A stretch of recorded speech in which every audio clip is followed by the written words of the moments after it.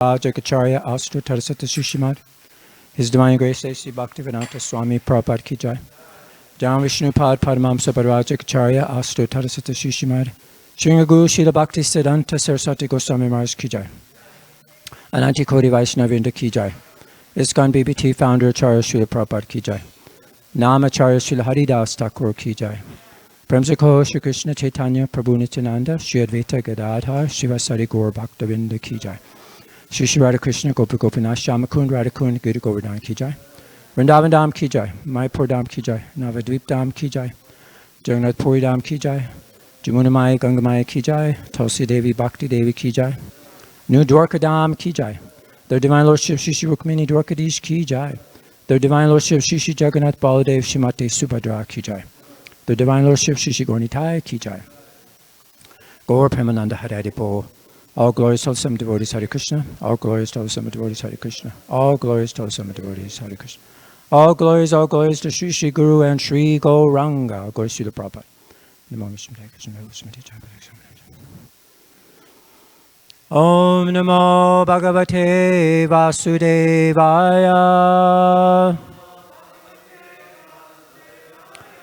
Om Namo Bhagavate Vasudevaya. Om Namo Bhagavate Vasudevaya.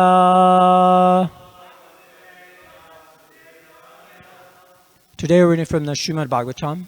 This is the third canto, chapter 1, questions by Vidura, and we're on text number 42. And today we'll be discussing a pilgrim's journey. Actually, the definition of pilgrim is like one who travels to a shrine or a holy place as a devotee. And Vidura is a genuine renunciant. And we'll see what it takes to be one. Actually, I was reading a book, it's by Stephen Rosen, Satyaraj Das. It's called Vaishnavism. And there he was interviewing a professor named David Haberman. He was a professor of religion at Williams College in Massachusetts.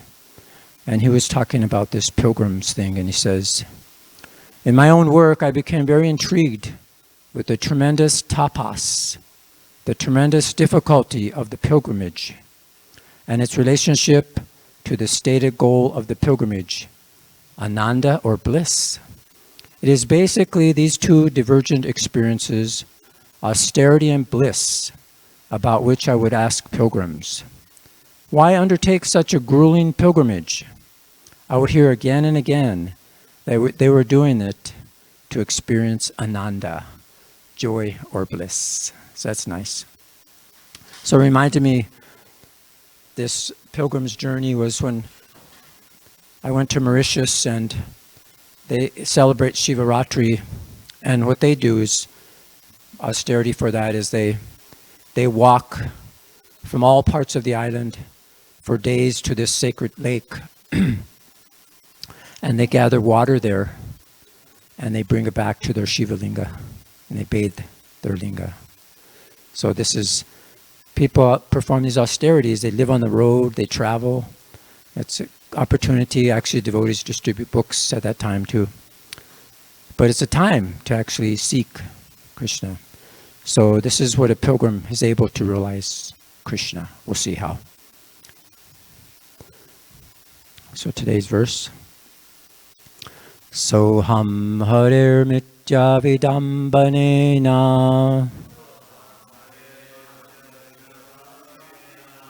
drisho nrinam chalayato vidhatu nanyo palaksha padavim prasadach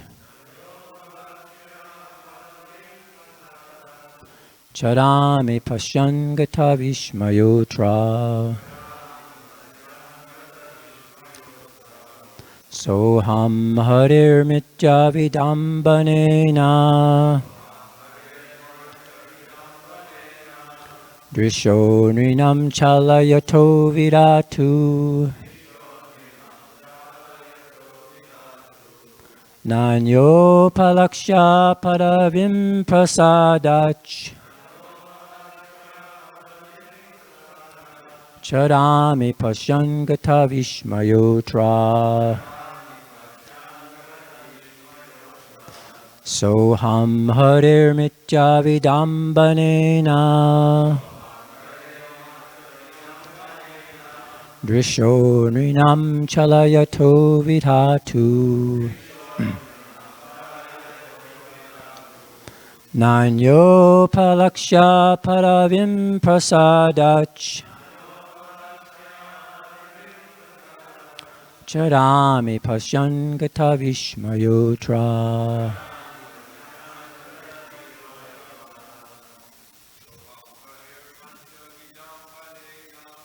Soham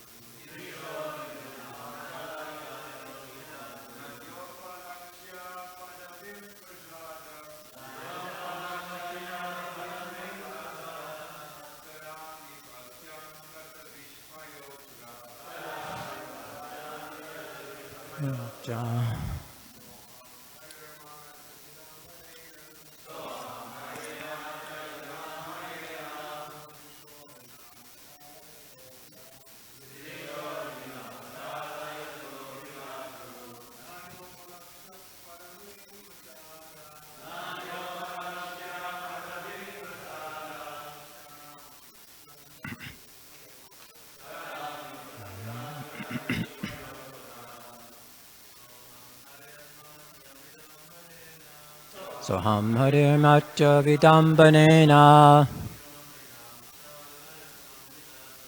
Drisho ninam chalayato vidhatu Nanyo palaksha paravim pradachat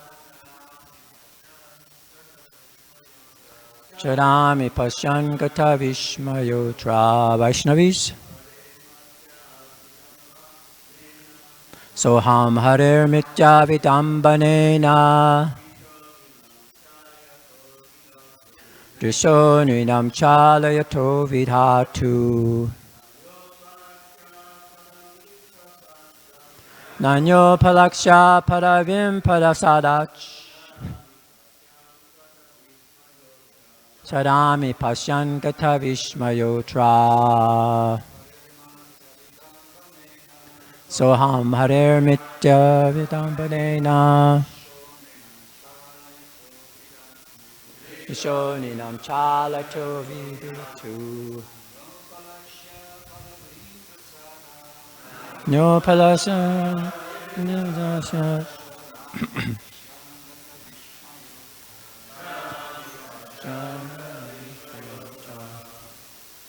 Vaishnavis. Soham harir martya vidambanena Drisho ninam chalayato vidhatu Nanyo palaksha paravim prasadach Charami pasyankata vishmayotra Soham harir mitya vidambanena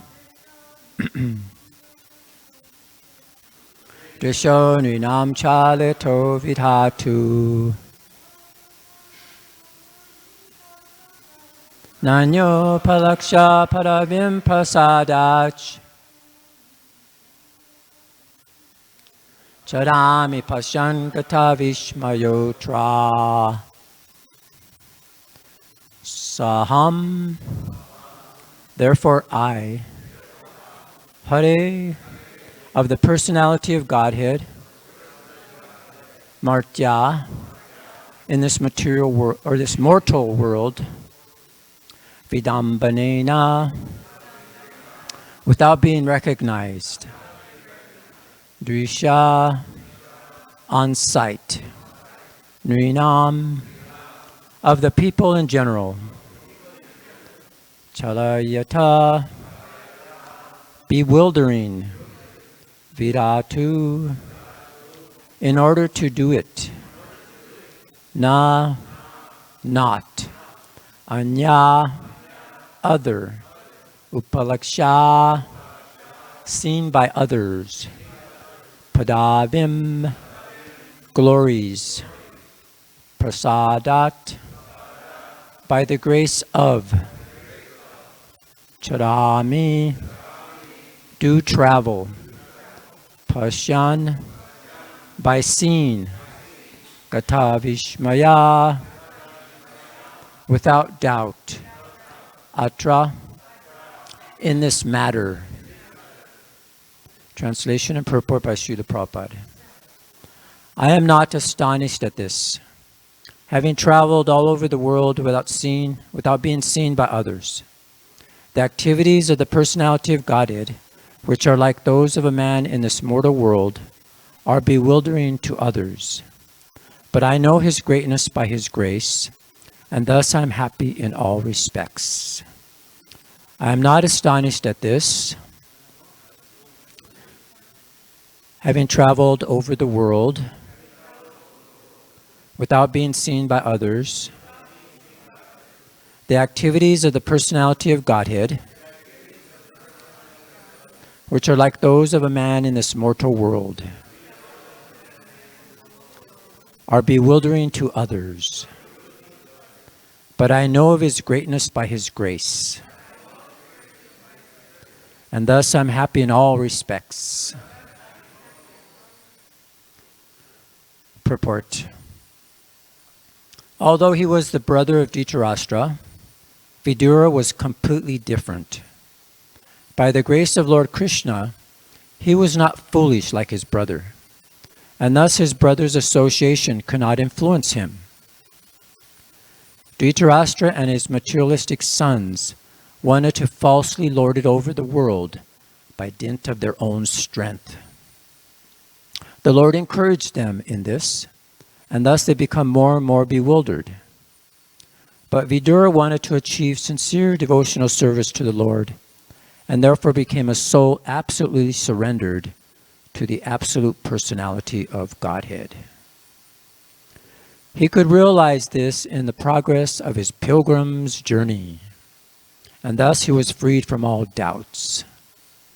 He was not at all sorry to be bereft of his hearth and home, because he now had experienced that dependence on the mercy of the Lord is a greater freedom than so-called freedom at home. A person should not be in the renounced order of life unless he is firmly convinced of being protected by the Lord. This stage of life is explained in the Bhagavad Gita as abhayam sattvasam sudhi. Every living entity is factually completely dependent on the mercy of the Lord. But unless one is in the pure state of existence, he cannot be established in this position. This stage of dependence is called sattva samsudhi, or purification of one's existence. The result of such purification is exhibited in fearlessness. A devotee of the Lord, who is called Narayana Para, is never afraid of anything, because he is always aware of the fact that the Lord protects him in all circumstances. With this conviction, Vidura traveled alone, and he was not seen or recognized by a friend or foe. Thus he enjoyed freedom of life without obligation to the many duties of the world. When Lord Shri Krishna was personally present in the mortal world in his eternal blissful form of Shama Sundar, those who were not pure devotees of the Lord could not recognize him or know his glories. Avajananti mam mudha manushim tanum ashritam. He is always bewildering to the non-devotees, but he is always seen by the devotees by dint of their pure devotional service to him. Om Gyana Timadanda Shagananjana Salakaya Chaksusunna Tamina Tasma Shri Gurave Nama Sri Chaitanya Manobistam Sapitami Anabhutale Samupakadamayam Didati Swapadantikam Jai Shri Krishna Chaitanya Prabhu Nityananda Shri Advaita Gadadhar Shivasari Gaur Bhaktavinda. Hare Krishna Krishna Krishna Hare Hare. Hare Rama Rama Rama Hare Hare. Vanchakopa Tubhyascha Kripasindu Bevacha Patitanam Pavanebhyo Vaishnavebhyo Namo Namaha. I am not astonished at this, having traveled all over the world without being seen by others. The activities of the personality of Godhead, which are like those of a man in this mortal world, are bewildering to others. But I know his greatness by his grace, and thus I am happy in all respects. So this is Vidura. Although Prabhupada says in the purport there that he was the brother of Vidura, he's completely different.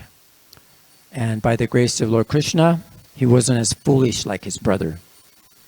And his brother's influence could not affect him.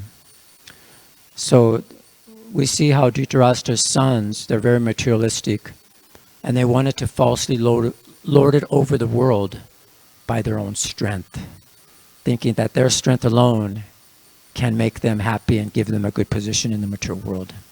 So Krishna actually encouraged that, just to show a lesson. They became bewildered. But Vidura, on the other hand, he achieved devotional service to the Lord, and he became surrendered to Krishna. So this is a behavior of a Vaishnava. He desires the good even for his enemy. As we heard that he was a well-wisher to his brother, Dhritarashtra, and he helped him. He was his friend. And even if he was inimical towards him, he continued to be his well-wisher, and he didn't feel ill towards him at all. So Vidura was also fearless, and he was protected by Krishna, and it shows that how he was not influenced by them because of Krishna's protection. So he became an agent of change because of his purity and his compassion. So this verse this word in the purport and in the word for word, charami, I may wander. So this is very interesting of a pilgrim. He wanders here and there. And we see throughout the Bhagavatam many wanderers or many pilgrims and how they pray for this actually. So here's Bali Maharaj. He's seeking to wander. So this verse, actually, this word comes in that particular verse. And this is from the 10th canto, 85th chapter, 45th verse. This is a translation. So Bali Maharaj is praying to Krishna here, and he's asking for benediction. So this is what he's praying for. Please be merciful to me so I may get out of the blind well of family life, my false home, and find the true shelter of your lotus feet, which selfless sages always seek. Then either alone or in the company of great saints, who are the friends of everyone, I may wander freely, finding life's necessities at the feet of the universally charitable trees. So in the purport there, it's described. They're quoting Srila Vishnava Chakravarti Thakur and his response to Bali's prayers. So Krishna invited him to choose some benediction, and in this verse, Bali submits his request. Bali begs to be relieved of the entanglement of material life, so he'll be free to leave home and wander in the wilderness, with only the Lord's lotus feet as his shelter. For his subsistence, Bali proposes, he will take help from the forest trees, at whose feet are fruits to eat and leaves to sleep on, for all to use as needed. And if the Lord is especially merciful to him, Bali hopes he will not have to wander alone, but will be allowed to travel in the company of Lord Krishna's devotees. So this is what a real devotee, a sojourn is. So another traveler, we know, Narada Muni, and he wants to travel. And this is from the 10th canto. This is the 69th chapter, and this is verses 9 through 18. And it's describing there how he was checking out all the different palaces of Krishna and they're all being described there. They're made of sapphires, and they had such brilliance, and they had canopies, and there was ivory and jewels everywhere. And just by the glow of these jewels, it would dispel the darkness. And there was peacocks, and there was a fragrant agru incense escaping through the windows, and the peacocks, and they thought it was a cloud. So there's very many learned brahmanas, and so in one of Krishna's palaces there, they noticed Narada Muni. So they got him, they invited him in, and they bathed his feet, and it was so nice how they just worshipped him. And then after they fully worshipped Narada Muni, this is what happened here. This is in text number 16. So after fully worshipping the great sage of the demigods according to Vedic injunctions, Lord Krishna, who is himself the original sage, Narayan, the friend of Nara, conversed with Narada, and the Lord's measured speech was as sweet as nectar. Finally, the Lord asked Narada, "What may we do for you, our Lord and Master?" So this is what Narada said. "Almighty Lord, it is no surprise that you, the ruler of all the worlds, show friendship for all people, and yet subdue the envious. As we all know, you descend by your sweet will in order to bestow the highest good in this universe by maintaining and protecting it. Thus your glories are widely sung." So now he says here, continues, "Now I have seen your feet, which grant liberation to your devotees, which even Lord Brahma and other great personalities of unfathomable intelligence can only meditate upon within their hearts, and which those who have fallen into the well of material existence resort for deliverance. Please favor me so that I may constantly think of you as I travel about. Please grant me the power to remember you." So this is what he wants, to be just as he travels, just to remember Krishna. So this is what Krishna asked him, "What can I do for you?" And this is what he wants. He's right there in Krishna, and this is what he asks for. So we have another traveler. We know Bharat Maharaj, he traveled, not only as you see him here, Karna Palakun, but he traveled through the life of an animal, even. So this Chadami, to go here and there. So this is what Bharat Maharaj is explaining to the king here.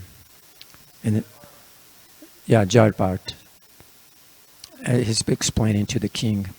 So this is what he says, "My dear heroic king, due to my past sincere service to the Lord, I could remember everything of my past life, even while in the body of a deer, because I am aware of the fall down in my past life. I always keep myself separate from the association of ordinary men. Being afraid of their bad and materialistic association, I wander alone, unnoticed by others." So in the same way as Vidura, this is Jadabharat is doing the same thing, remembering his previous birth. So in the purport there, it's described, "At the time of death, by nature's law, the mind is absorbed in a certain type of thinking. This may lead one to an animal life. Yet for a devotee there is no loss. Even though Bharat Maharaj received the body of a deer, he didn't forget his position. Consequently, in the body of a deer, he was very careful to remember the cause of his downfall. As a result, he was given a chance to be born in a family of very pure brahmanas. Thus his service to the Lord never went in vain." So Bharat Maharaj became a deer, then he became Jadabharat. So here, we're getting back to Narada, the traveler. So here, Chadami, he's moving around. So in the 6th canto, in the 1st canto, this is a 6th chapter. And in verses 26 to 35, it describes, Narada Muni is describing to Vyasadeva how when he was a boy in his previous life, his mother died from the snake bite. So he wandered everywhere. Similarly, like Vidura, ignoring all formalities of the material world. And he just chanted and remembered the pastimes of Krishna And he traveled very satisfied, humble, unenvious. So in course of time, he was absorbed in Krishna, and he was completely free from all material taints. He said he met with death as lightning and illumination occur simultaneously. So he died, you see him at the top there, the top right. He's above his body. So he was awarded after that a transcendental body, which was befitting to associate with Krishna. So he, all his karma stopped. And at the end of the millennium, we see here, when Narayan lay down within the water of devastation, Brahma began to enter him along with the creative elements, and that's where Narada Muni entered into his breathing. So that was after like 4,300,000,000,000 years, solar years. That's when Brahma awake to create again. So then he was created, Narada, at that time, with Atri and Marichi and all these different sages. So then he began to wander and travel without restriction in the material world and the transcendental world, because he was fixed in unbroken devotional service. And that's what he was doing, he was just vibrating this transcendental vina that Krishna had given to him. So here, I'll just read a couple verses, last two verses. It is personally experienced by me that those who are always full of cares and anxieties due to desiring contact of the senses with their objects can cross the ocean of nescience on a most suitable boat, the constant chanting of the transcendental activities of the personality of Godhead. It is true that by practicing restraint of the senses by the yoga system, one can get relief from the disturbances of desire and lust. But this is not sufficient to give satisfaction to the soul, for this satisfaction is derived from devotional service to the personality of Godhead. So that's very nice. So another journey, the Pilgrim's Journey, and this is from the first canto, 19th chapter, text number 8. So this is how the verse goes. At that time, all the great minds and thinkers, accompanied by their disciples and sages, could verily sanctify a place of pilgrimage just by their presence, arrive there on the plea of making a pilgrim's journey. So here all the sages and saints and their disciples, they went on a plea of a pilgrimage journey, because here it describes in the purport. Prabhupada says here, when Maharaj Pariksit sat down on the bank of the Ganges, the news spread in all directions of the universe, and the great-minded sages who could follow the importance of the occasion all arrived there on the plea of pilgrimage. Actually, they came to meet Maharaj Pariksit, and not to take a bath of pilgrimage, because all of them were competent enough to sanctify the places of pilgrimage. Common men go to pilgrimage sites to get themselves purified of all sins. Thus, the places of pilgrimage become overburdened with the sins of others. But when such sages visit overburdened places of pilgrimage, they sanctify their places by their presence. Therefore, the sages who came to meet Maharaj Pariksit were not very much interested in getting themselves purified like common men, but on the plea of taking a bath in that place, they came to meet Maharaj Pariksit because they could foresee that Srimad Bhagavatam would be spoken by Sukadeva Goswami. And all of them wanted to be there on that occasion. So we see the real purpose of pilgrimage is to hear from saintly devotees, is to hear the messages of the Supreme Personality of Godhead. So all the sages and saints came for that purpose. So we see that a pilgrim's progress is more than just the English Puritans fleeing religious persecution, and they sailed the Mayflower and founded the colony in Plymouth, Massachusetts. That was in 1620. But we see, are they really searching for a connection to God? Were they becoming detached from the temporary and attached to the eternal? Or were they just looking for another comfortable place to live for sense gratification? So here we see the real soul's journey, wandering from life to life in hopes for future happiness, lifetime after lifetime. This is actually the pilgrimage of the fool. Because what you seek, you will find, right? What you're looking for, you may look to enjoy like a dog or an animal or want to become a demigod. So this is the soul's journey. So we're either moved by the external energy or instead by the internal spiritual energy of Krishna. So this is what we want to seek, that spiritual energy. So in the purport, Srila Prabhupada mentions a verse from the Bhagavad Gita. He says, a person should not be in the renounced order of life unless he is firmly convinced of being protected by the Lord. This stage of life is explained in the Bhagavad Gita as Abhayam Sattva Samsudhi. Every living entity is factually completely dependent on the mercy of the Lord, but unless one is in the pure state of existence, he cannot be established in this position. So that's repeating what Prabhupada said in the purport. So that verse that Srila Prabhupada quoted from is, anybody remember? It says, Sri Bhagavan Uvacha Abhayam Sattva Samsudhir Jnana Yoga Vyavastita Dhanam Dhammascha Yagnascha. Yeah, 16:1-3. So that's the verse, Abhayam, fearlessness, Sattva Amsusiti, purification of one's existence. So here's the translation. Well, what it's describing is the divine nature of the godly person. And there's many different things mentioned there. And I guess we could say them. This is what Krishna is saying. Fearlessness, so this is what Vidura had.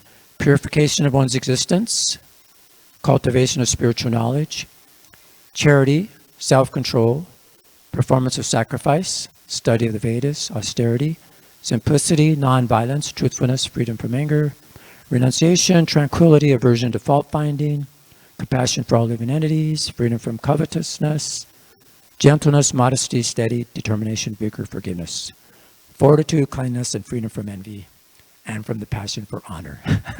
These are all transcendental qualities. So in the purport there, it's a very long purport, but just a paragraph from there. So Prabhupada says, those who are situated in the transcendental nature make progress on the path of liberation. For those who are acting in the mode of passion and ignorance, on the other hand, there is no possibility of liberation. Either they will have to remain in the mature world as human beings, or they will descend among the species of animals, or even lower forms. In this 16th chapter, the Lord explains both the transcendental nature and its attendant qualities and the demoniac nature and its qualities. He also explains the advantages and disadvantages of these qualities. So we see the difference between Vidura and people like Duryodhana. So Prabhupada ends that. The purport is that even though material conditions are miserable, if these qualities are developed by practice by all classes of men, then gradually it is possible to rise to the highest platform of transcendental realization. So no matter what, they're satisfied in whatever position. And this is the example of Chitraketu. This is in the 6th canto, chapter 17, and this is verse number 28. Prabhupada mentions this word in the purport, Narayana Para. And this is explained in that verse there, how Chitraketu, he was actually a genuine renunciant. He was traveling in opulence, but yet when he was cursed, he had no fear. And he went wherever, and he was happy. So this is what Lord Shiva is explaining to his wife, that there's a Narayana Para Sarve. This is the verse. That pure devotees are not interested in the service of, are only interested in the service of Narayan, the Supreme Personality of Godhead. So this is a translation. Devotees solely engaged in the devotional service of the Supreme Personality of Godhead, Narayan, never fear any condition of life. For them, the heavenly planets, liberation, and the hellish planets are all the same. For such devotees are interested only in the service of the Lord. And in the purport there's a couple paragraphs I'd like to read. Therefore, this verse explains that there are Narayana Para, simply dependent on Narayan.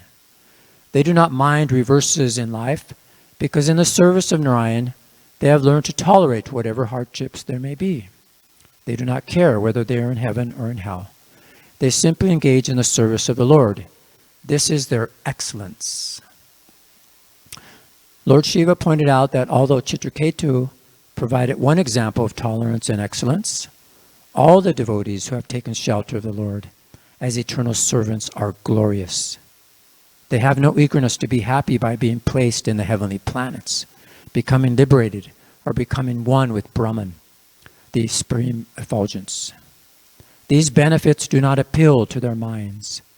They are simply interested in giving direct service to the Lord. Devotees like Vidura pass through so many circumstances, understand Krishna as a Supreme Personality of Godhead, and seek His shelter. So they're always happy in any circumstances, simply interested in their devotional services. Actually, that's what my comment is. And so all is well in the protection of Krishna, and that's happiness. And that's bliss that pilgrims are searching for. That's the real pilgrim's journey. So it's interesting, I was reading this book, Divani Vaibhava by Bhaktivinoda Thakur, and it talks about the holy name. This is chapter 18, and it's all about the holy names of Krishna. So it's very nicely described. It's like questions and answers, and it's quoting from different spiritual texts. So here's one where he's saying, what is the holy name of Krishna? And it's quoting from the Harinam Chintamani. The holy name of Lord Krishna is the bud of the flower of rasa. Rasa is pure and unbroken, and by the mercy of Krishna it has been spread in the world as the holy name.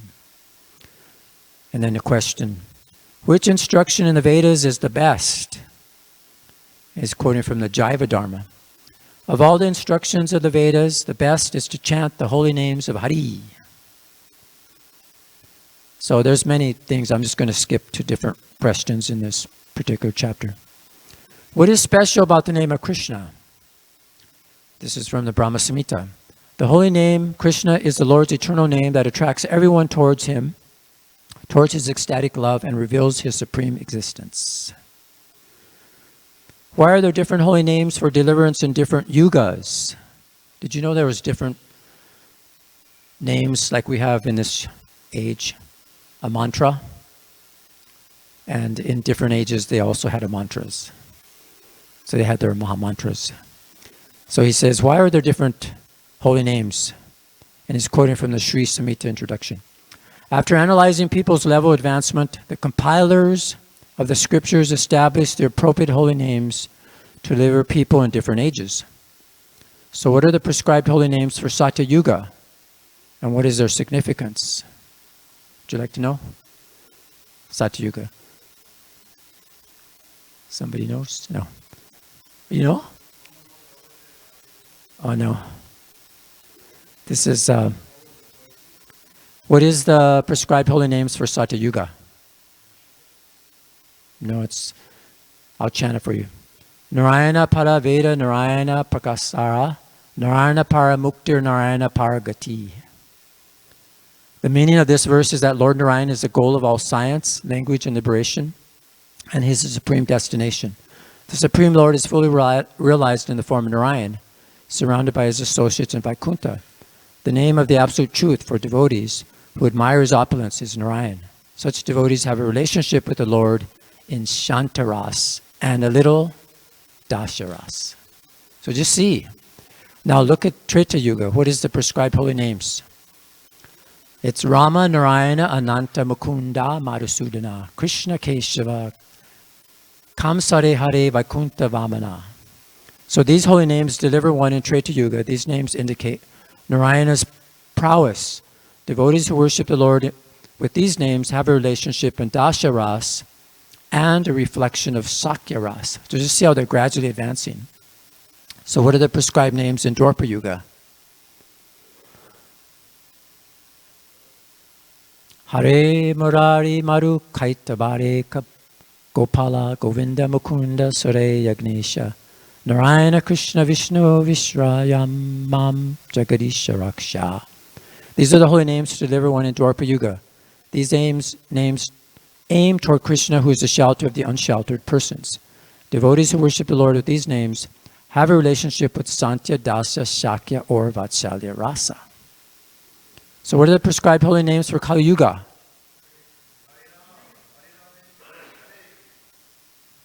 Really?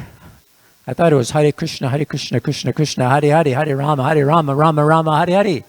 I guess that's what you're referring to, right? So this is what he says about this. Just see that as the ages get more and more degraded, the mantra is more and more powerful. So these are the topmost sweet names of the Lord. There's no prayer in this mantra. Provocation for all rasas mixed with intimate attachment is found in this mantra. There is no mention of the Lord's prowess or giving liberation. This mantra reveals only that a soul has an indescribable attraction for the supersoul by a thread of love. These names are the mantra for those who are on the path of Madhurya Ras. Constant deliberation on these names is the best form of worshiping the Lord. All spiritual activities of swan-like people, such as worshiping the deity, following vows, and studying the scriptures, are included in these holy names. There is no consideration of time, place, or candidate for chanting this mantra. The chanting of this mantra does not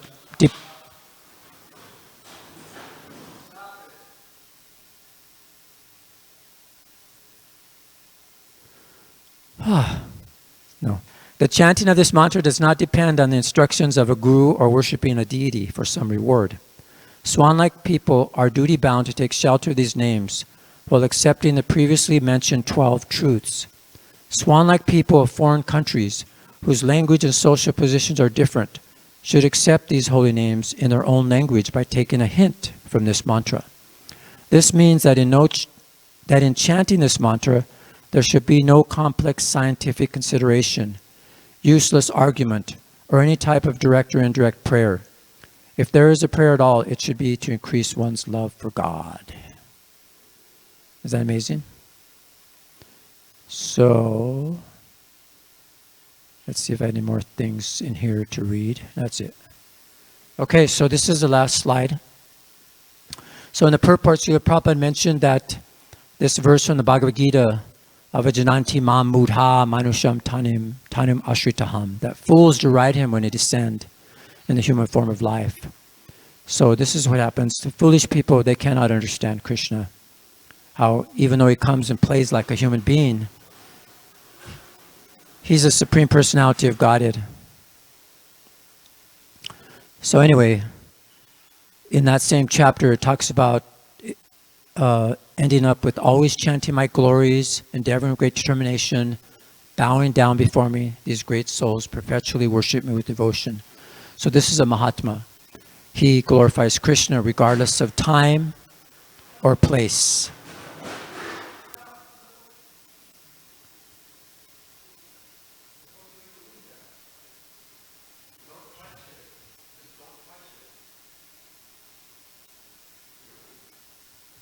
Okay, so this is the last thing I'm going to say.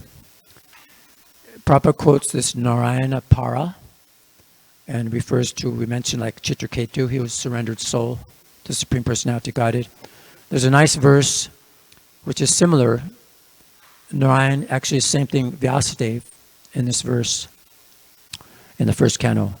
Vasudeva para Veda, Vasudeva para Mukha, Vasudeva para Yoga, Vasudeva para Kriya, Vasudeva param Jnanam, Vasudeva param Tapa, Vasudeva paro Dharma, Vasudeva paragati. So this is Krishna. He's the object of everything, in other words. So that is what it's describing, of sacrifices, of fruitive activities, knowledge, austerities, religion. Everything is meant to satisfy him.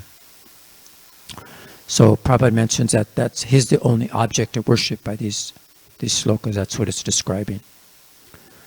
And yeah, so that's basically it there. That is the verdict, the aim of all the Vedic literatures is to worship Krishna. So that's our aim. That should be our goal. That should be our journey. So as a pilgrim seeking spirituality, this is our goal, is this Vasudeva Para. Sorry. So I'd like to end there. And any comments, questions, realizations? Okay. Yes, Prabhu.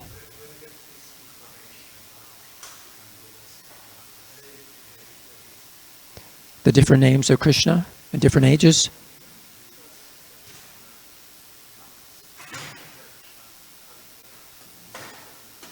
Yeah, that's from Bhaktivinoda Thakur's Vani Vaibhava. It's in the Vedabase, chapter 18. It's on the holy names of Krishna. I only touched on a few questions and answers in that verse. It's very nice. Jai. Thank you. All glories to Srimad Bhagavatam. All glories to Srila Prabhupada. Hare Krishna.